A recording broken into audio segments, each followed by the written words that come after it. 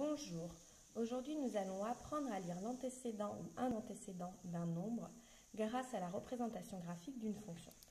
Prenons la courbe qui est ici, qui représente la fonction f.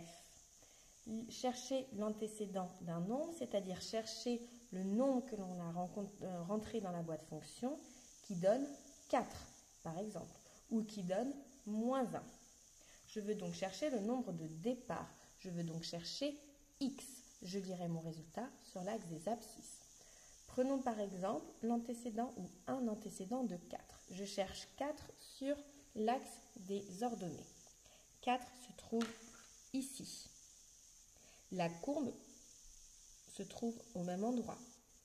Donc pour lire l'antécédent de 4, il suffit de descendre et lire le résultat sur l'axe des abscisses. Je trouve donc que l'antécédent de 4 est 0. Deuxième exemple, cherchons un antécédent de -1.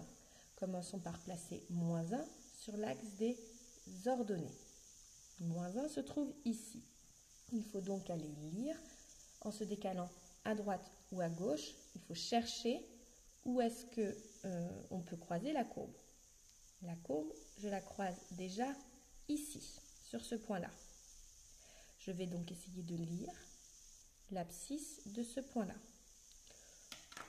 Je trouve à peu près 2,75. Donc je peux dire que 2,75 est un antécédent de -1. Mais en me décalant sur la gauche, je rencontre une deuxième fois la courbe ici. J'ai donc un deuxième antécédent pour -1. Et je lis -3.